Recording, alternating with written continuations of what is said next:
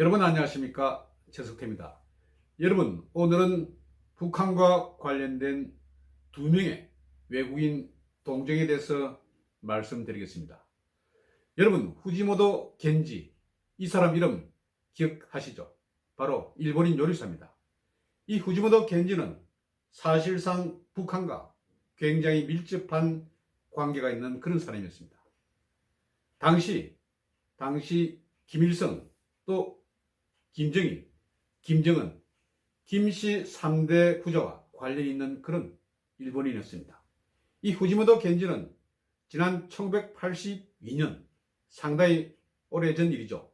그때 김일성이 집권하는 시절에 아주 드물게 일본에서 북한으로 건너갔습니다. 그래서 요리 일을 했습니다. 그리고 나서 한 1년 정도 일을 하다 87년에 다시 북한으로 건너갔습니다. 그 당시 북한에서 가장 좋은 호텔이라고 일컬어지던 고려호텔에서 일본 요리사로 근무를 했습니다. 그런데 여기 이제 고려호텔이 상당히 좋은 호텔이니까 김정일이 왔다 갔다 했겠죠. 김정일의 눈에 띄었습니다. 그래서 1989년부터 김정일의 전속 요리사로 일을 했던 것입니다. 상당히 오랜 기간 동안 일을 한 것으로 알려지고 있습니다. 2001년 다시 북한에서 일본으로 나왔습니다.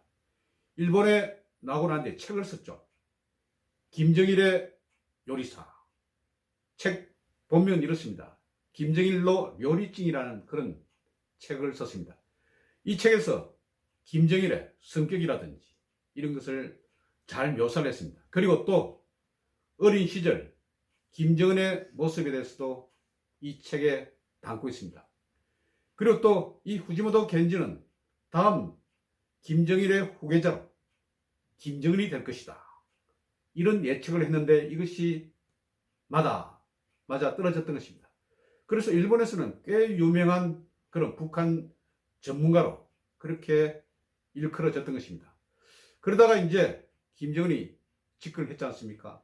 2018년 4월인가 김정은과 만났습니다. 그래서 끌어안고 굉장히 친한 것처럼 그렇게 행동을 하더군요. 그리고 2018년 8월인가 다시 북한에 건너가서 평양에 다카하시라는 일본 식당을 개업을 했습니다. 당시는 이제 김정은이 좀 많이 도와줬기 때문에 장사도 잘 된 것으로 그렇게 알고 있습니다. 그리고 또 평양에 관광 간 일본인들이 거기서 일본 식당이 별로 없지 않습니까? 후지모토 겐지가 요리한 그런 일본 음식을 먹으면서 나름대로 그렇게 장사가 잘 됐다. 이런 후문이 있었습니다. 그런데 최근에 이 식당이 문을 닫았습니다. 그러고 나서 최근에 들려온 소식이 이 후지모토 겐지가 북한 공안당국에서 체포됐다. 이런 소식이 들려왔는데 이것은 6월 26일 날 일본의 언론 매체인 데일리 신초에서 보도한 내용입니다. 그래서 말이죠. 이 후지모토 겐지가 왜 잡혀갔는가? 이렇게 추적을 해보니까 미국 CIA 간첩 혐의를 받고 있다. 이런 혐의를 받고 있다는 것입니다. 이렇게 될 경우에 상당히 석방되기가 어렵지 않겠나. 일본 정부에 상당한 노력이 있어야 혹시 풀려놓지 않을까 이런 생각을 해봅니다.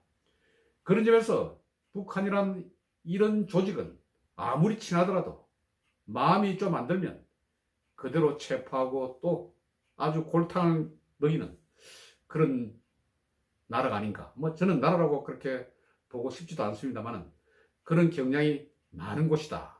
이렇게 볼 수 있습니다. 그리고 또 이번에는 채널A에서 단독 보도한 그런 소식입니다. 북한 평양에 김일성 대학이 있지 않습니까? 여기 석사 과정에 재학 중인 호주인 학생이 있었습니다. 이 학생 이름은 알렉 시글리라는 그런 학생입니다. 젊은 학생입니다. 이 학생은 굉장히 친북 인사라고 봐도 되겠습니다.